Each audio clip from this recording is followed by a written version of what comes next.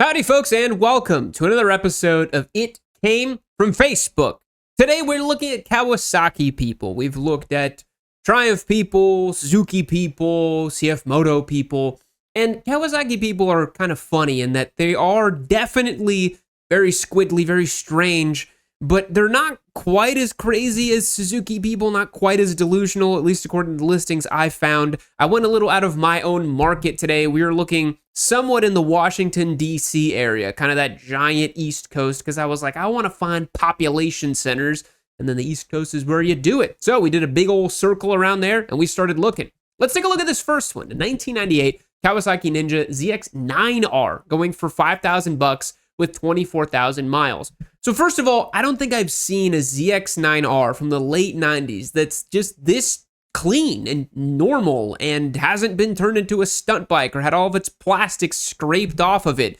It almost looks showroom, because for a bike that's from 1998, that is a nearly 28-year-old motorcycle, that is pretty impressive. So seller says brand new tires, fork seals, front caliper rebuild, and new pads all around. Great bike, handles good on turns, and has a steering stabilizer for straightaways. Open to trades. Now, I did note here the original MSRP is a big old who cares, because that was 26 years ago. The pricing, or 28 years ago. The pricing is not even relevant at this point. So let's just take a look at the bike, right? It's a beautiful green color. The ZX-9R, this was right before the Japanese manufacturers kind of coalesced around the 1000cc category as kind of being the big homologated bikes, right? Because for a while you had ZX-9s, you had ZX-7s, there was the ZX-12s, like you kind of had a lot of different displacements going on. Some were open class super bikes, some were super sports. The ZX-9 was like a proto version of the ZX-10. So this is a big, I believe, carbureted 4-cylinder motorcycle, super sport, super bike style. But, this one, it's got to be the cleanest ZX-9 I've ever seen. And honestly, this is one that has aged reasonably well. I've talked to you guys about this before, that I think that the kind of mid to late 90s sport bikes are really never going to have any kind of cult following behind them.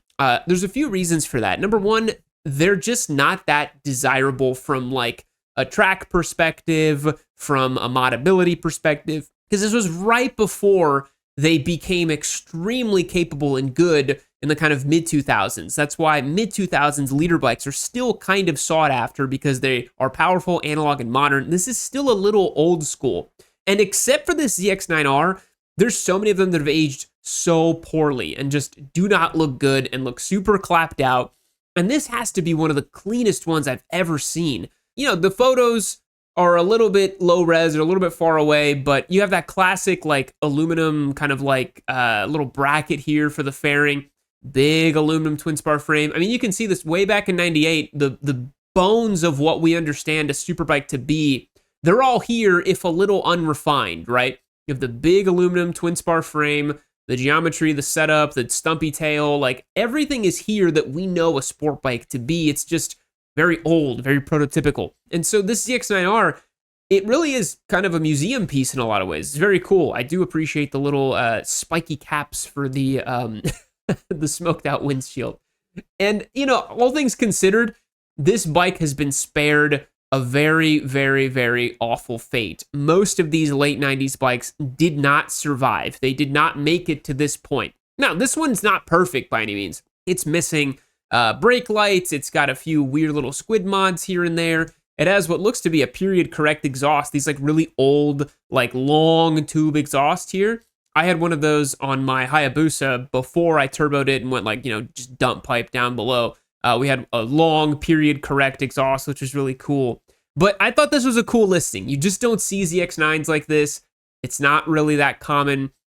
$5,000's a bit much, but I've never seen another one quite like it, so maybe it is worth about, $4,000 or $5,000. I'm not sure, but I thought we'd start off with something a little bit positive. Moving on. Next up, we have what I probably consider to be the bikes that a lot of you talk about in the comments. You say, Yam, there's only clapped out old pieces of crap going for $3,000. And this is what I found here. This is a 1987. I need you to understand, this motorcycle is nearly 40 years old.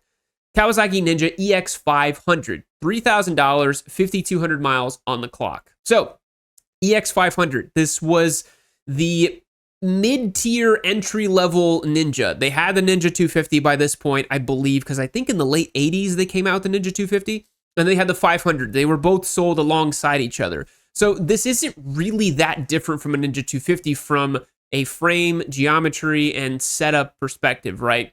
You've got these really old school giant sidewall tires back here. Look how different motorcycle tires used to be back in the day, like this really pudgy sidewall, single brake rotor here, what looks to be a very old tire. We're missing plastics on the side. We got the stator hanging out over here. If you go down, you're not gonna have a good day. But yeah, these, the cradle steel frame, like Ninja 250, 500 style, these were the beginner bikes that you would get forever. These were the beginner bikes, right? So seller says, 1987 EX500, also known as a Ninja 500, was introduced as a high-value entry-level sport bike that famously offered more bang for buck than anything in its class. So we don't know anything about the bike's ownership. We don't know anything about who this person is, how they got it, what's the story with the bike. We don't know if it has a clean title. We don't know anything about it. We just know the price and the mileage. And at this point in 2026, going for a near 40-year-old motorcycle that offers virtually nothing that a newer bike can't offer you. And even beyond that, this bike doesn't even have the kind of like nostalgia factor that some really cool 80s bikes do. We're not talking about a Katana or an old slab body Suzuki Gixxer. We're talking about a Ninja 500 that is completely pedestrian. Kawasaki built a billion of these things, and they're not special, they're not rare. I'm not sure where the $3,000 is coming from, especially for one that's clapped out and it's missing plastics and is just kind of rough and, almost 40 years old, dude. That's so old for a motorcycle of this type. The mileage is relatively low, but again, like the seat's kind of banged up and doesn't even look like it's aligned correctly to the gas tank. The gauges look kind of neat. I like the retro like dials and everything. Like that's pretty cool. The pod in here looks pretty neat on it. 140 miles per hour is a very ambitious top speed for the little EX500, that's for sure. I do like the old school, like amber lights behind these and some of the other stuff. You still got like the break-in caution sticker on there. That's kind of cool. Pretty amazing to still have that on there. But yeah, we're missing pieces. It doesn't look good. It just looks like a real old ratty EX500. I'm not sure where we're getting $3,000, but maybe this is the type of listing that you guys are talking about. Moving on. All right, this one I had to include. We got another classic generation 2000 Kawasaki ZX6R, $3,500 with 16,000 miles. This is a perfect example of poor taste but great execution. This is a reasonably clean looking motorcycle, even though it has insane red and black flame graphics and a period correct Yoshi exhaust. Again, look at that really big long muffler that was very classic of the period. Smoked out windshield, rim tape and all this sort of thing. 16,000 miles is pretty decent. It is funny though. We'll see here in the seller listing. He says, clean title, 16,000 miles, runs is in good condition, well maintained. It says asking 4,200 OBO, and then he's already dropped it to 3,500. And here's the thing. These bikes, like I was telling you, late 90s Japanese sport bikes, because they made so many of them, this will never be worth any type of money unless it was completely factory fresh showroom condition. Then maybe it'd be worth, a bit more. It'd be in the kind of like $6,000 to $8,000 range. But one that's modified and been enjoyed, like unless this person really, really, really needs the money, I don't see why you would sell this bike because it's not even worth that much to begin with. Like you should just keep it and enjoy it and maybe just be its steward. Maybe he doesn't want to be its steward. Maybe that's the issue. Now, this listing I thought was very funny because I'm about to speed run these photos here for you a bit. We have this photo, this photo, this photo, this photo, this one, and this one. Those are the only photos in this entire listing. So we have the same angle of the bike in different locations and in slightly different variations. Like this photo was taken at the same damn place, at the same damn lake or pond or whatever this is, the same parking spot, just slightly different angles. It's like, come on, man, show something else other than this 1/3 view of the bike. Let's see the cases. Let's see the forks. Let's see the brakes. Let's see the left side of the motorcycle, for God's sake. Could you maybe do that? I've never seen someone do that, where they just literally show the same side of the motorcycle just 7 different times. It blew my mind when I first came across this one. And so super funny. Again, if you're going to list a motorcycle, make sure you put many different photos of it all around, like, front, sides, do this, do that. You can see all the different angles of the bike because prospective buyers are going to want to see it. And I do want to point out, I think this ZX6 had the cool little ram air intakes through the frame. That was something that they used to do back in the day. They used to put it through the frame and then into the engine. Pretty neat to see that. But this one, very silly listing. Moving on. Now, this is one that I thought made a lot of sense. And we just saw that $3,000 EX500. This is a similar-ish vintage, but there's a few question marks. So it says Kawasaki Ninja Motorcycle Silver Orange for $800 with no mileage. The description just said, sporty Kawasaki Ninja Motorcycle, silver with cool orange accents, ready for some rides. Don't care about the original MSRP, doesn't matter. From what I can tell, this body style, it looks like a first generation Ninja 250 because of, I'm seeing the frame, I'm seeing the setup. If my memory serves me correctly, this is the first generation Ninja 250 before they fuel injected it and did a bunch of stuff to it, and then eventually it became the 300s and the 400s, the 500s that we know today. But this 250 with the square light, it ran very unchanged for I think 15 years, if memory serves me correctly. If the Ninja 250 evangelists want to chime in and give exact perspective on it, go ahead. But I thought this one was really weird. We are once again missing the same side piece from the other EX500. We have what looks to be a puddle of fluid underneath it. I'm not sure if this dribble here is from the bike or came something else. It looks fresh because it looks shiny. That looks like either oil or gas. It's hard to tell. Probably oil if I were to guess, but it doesn't look dark enough to be oil, to be honest. But, $800 is probably what you're going to be looking at for this sort of motorcycle. But I just think that this one's a very strange listing. We have a trash bag on top of the motorcycle. Maybe the guy tried to throw it away and he's like, wait. Maybe I can sell this thing, But the silver and orange, this is kind of a rare colorway and kind of a weird Kawasaki color combo, to be honest. Kawa is normally known for black and green. Orange and silver is kind of like old school KTM. We should bring back orange and silver bikes. Silver is kind of a slept-on motorcycle color, I think. That's kind of neat, especially like a gray metallic sort of thing. That's pretty cool. But $800 for this random, no information Ninja 250. It could be worth an ask. We do have snapped levers. We do have some things that look a bit odd on it. We're missing plastics. I would doubt that it's a stolen motorcycle, but we don't know about the title. We don't know about the VIN. We don't know anything about this bike. So these listings are always eliciting more questions and answers. And I don't really know what compels someone to sit down and go through the whole effort of putting this listing together and just providing as little information as possible. Maybe it's just a giant scam. I don't know. Moving on. 2026 is starting to feel a little different, and I can't help but wonder if this green Moto Guzzi has anything to do with it. This bike is really cool. Transverse V, shaft drive, and of course, this beautiful green paint job. It's up for grabs on YamiNoob.co as our next giveaway motorcycle. Head over to the website, click the link down below, become a member, and get your chances locked and loaded to win this bike. If that doesn't interest you, you can always pick up a hat, a t-shirt, hoodie, support the show, and every dollar you spend is an entry to win this bike subject to a multiplier. Hit that link down below. I really appreciate it. And let's get back to the show.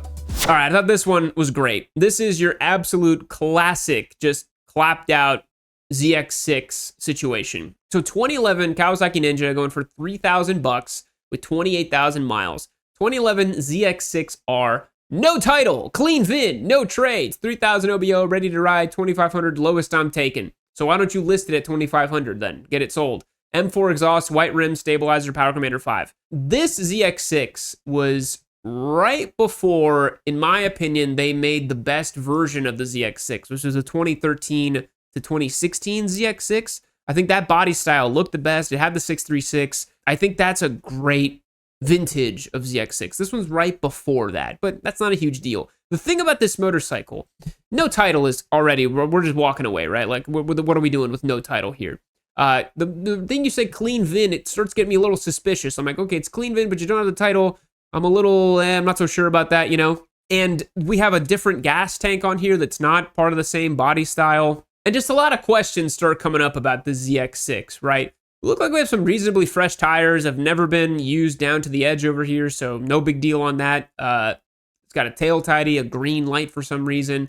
Just a lot of kind of strange, squiddly mods done on this thing, and not a single photo that is correctly angled and correctly set up. You know, you're making me turn my head and look this way and that way on the ZX6. But it does raise some questions, right? The mismatched gas tank, I mean, if you see this really should just tell you to run, right?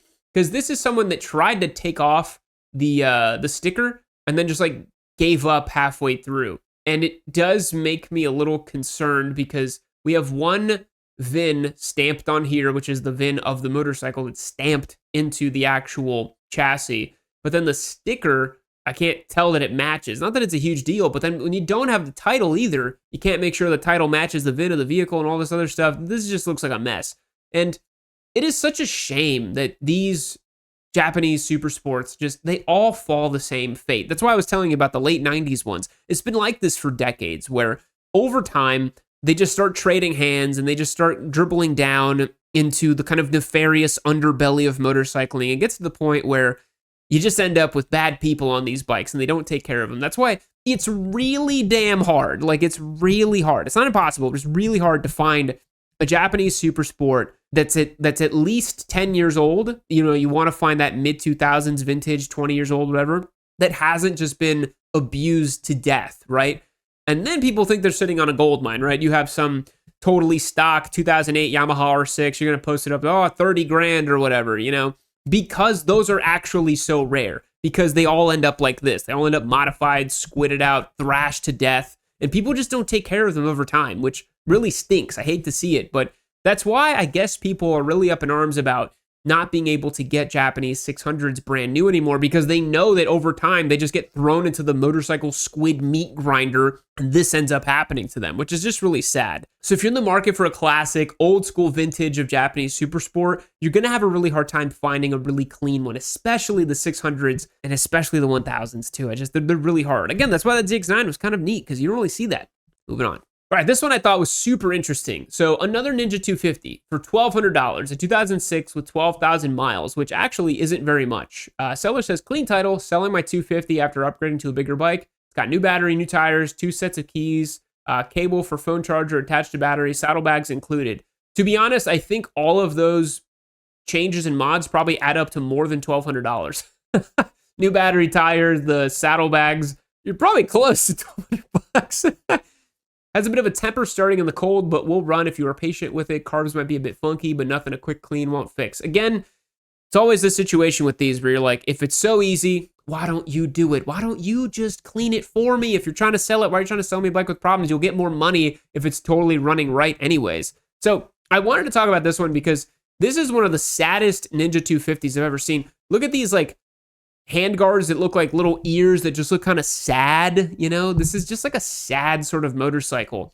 It's in the parking lot here, in the bitter cold, next to the Dollar Tree, all just like dirty and beat up. This just looks like, how do I explain this? This looks like it's somebody's last grasp at a life, you know? This is like someone is deep in poverty and is just trying to claw their way out. They've got all their belongings on this Ninja 250. They're just trying to figure out a way forward. They're like, I own this bike. I've got my stuff in the saddlebags. It's freezing cold. I went to the Dollar Tree to find my one last thing that I need to make this trip. And it's like, this is just giving me anxiety. You know, this is just a motorcycle that for some reason is just making me like really scared. Because like, look, we have a clear water bottle, the saddlebags. I mean, was this poor fella homeless or something? Like, that's pretty crazy, you know? And this is a pretty beat up little Ninja 250. I mean, 12,000 miles, it shouldn't be this rough shape, but I think this thing was just kept outside and it's just, you know, churning miles and just trying to get this person wherever they're trying to go. But yeah, these saddlebags, this clear plastic water bottle, this whole aesthetic is just giving me like extreme poverty energy. And it turns out those are not handguards. Those are mirrors. That's crazy. I've seen the reflection right here. I thought these were handguards. Those are not. Those are the mirrors that are angled all the way down. That's so funny. I thought these were handguards because they were so low. They're not. They're mirrors. What is going on with that? I don't know. So yeah, we got rust. We got a gremlin bell. So they're warding off those good spirits and those evil spirits alike. And I don't know. This is just a bike that just made me kind of a little sad looking at it, you know, kind of a weird one. Moving on. All right. This one I thought was interesting. 1999 Kawasaki Ninja, 2,500 bucks, 13,000 miles. This is a ZX7R for $2,500. Seller says it's been completely gone through. I have a bunch of spares that go with it, but not a whole lot of information beyond that.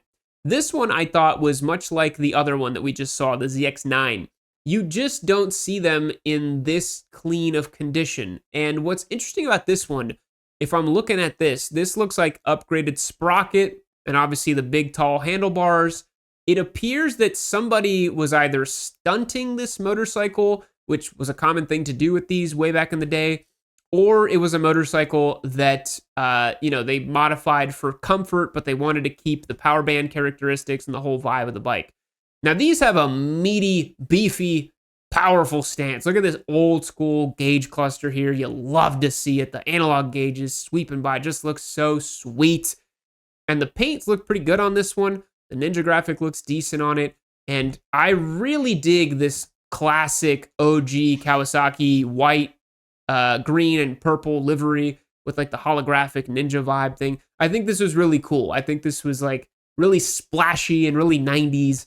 And I think this was a bike that was definitely used for those intended purposes. Now, you'll see this bottom fairing here is not connected to anything over here. So this looks like it's just floating here. This is certainly some sort of Street Fighter, maybe some kind of, stunt bike of some description. And those are the type of things that you have to really look at very carefully because it tells you a lot about how the motorcycle was used over time.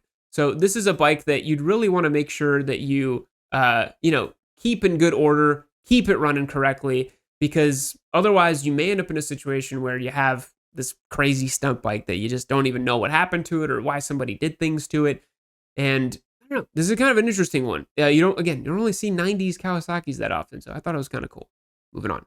Last but not least, another bad example of a beginner bike. 2016 Kawasaki Ninja for 3,000 bucks with 6,100 miles. A 10-year-old Ninja 300, which is what this appears to be. Seller does not specifically say that, but based on the tire size and the vibe of the bike, it looks like a 300. So, seller says 6,500 miles and counting. I ride daily. There's nothing wrong mechanically with the bike, and I have recent preventative maintenance records. Sounds amazing. Custom exhaust. I do have title in hand, but I never paid to get it transferred in my name. That means you don't have the title. You have somebody else's title that you never transferred. So you technically cannot sell that motorcycle because it's not in your name. That's called a jumped title. Again, with this nonsense. Come test drive today, no trades. Now I'm going to tell it to you real straight. This bike does not sound amazing. That custom exhaust that says stunt on it, I can guarantee you it does not sound amazing. Does not. Probably sounds like an over-engorged sewing machine that should just be put out to pasture. So, Ninja 300, $3,000. We see some wear and tear on the clutch lever over here. We see a weird aftermarket kickstand that's like, it looks like a wrench that someone bolted on to the end over here. We've got plastics that are messed up on this side, but it gets better. We've got plastics messed up over there too on the kickstand side. He built up the detail shot on that. And I mean, this is just absurd that you want 3,000 bucks for this thing. And based on the dash over here, I can almost guarantee this is a Ninja 300. I'm telling by the plastics with a dash. I remember the Ninja 300 vibe, and this is definitely one that looks like it. I mean, come on, man. $3,000 for a 10-year-old Ninja with 6,500 miles on it that's been crashed? I mean, you gotta be kidding me, right? Like, this gotta be a joke. And maybe this is just a bunch of East Coast guys that comment on the videos basically being like, oh man, they've only got $3,000 crap bikes in my area. Because you're right, I would not pay $3,000 for this POS. This is not $3,000. This is like an $1,800 motorcycle because it's 10 years old, 6,500 miles and counting. He's using it daily, so the mileage is going up. Give this guy $1,800 and a couple beers, and this bike could be yours. But it cannot be $3,000, right? Like we can't sit here and say it's $3,000, right? Oh, we're still doing the crazy COVID pricing things because I'm pretty much over that if you gotta ask me. So yeah, truly a silly listing, little Ninja 300 where someone is just like not really listing it correctly. And I don't know, I thought this one was very silly, especially with the crazy aftermarket kickstand, which he probably got because the other one got ripped off in the crash that messed up those fairings. So it could be yours, $3,000, a Ninja 300 with messed up fairings, or save like an extra $1,000 and get something really nice as a beginner bike. As we saw in the Royal Enfield video, where like for $4,000, you get like a really nice, clean Royal Enfield, or even go get CF Motos at that point. You know, if you're looking at $3,000, Get like a 1-year-old CF Moto with nothing on it. Like $3 grand for a 10-year-old Ninja. You gotta be kidding me. It's also kind of hard to believe that 2016 was 10 years ago. That's kind of weird. Anyways, boys, thanks so much for checking out today's video. I truly do appreciate it. I will catch you in the next one. See you later.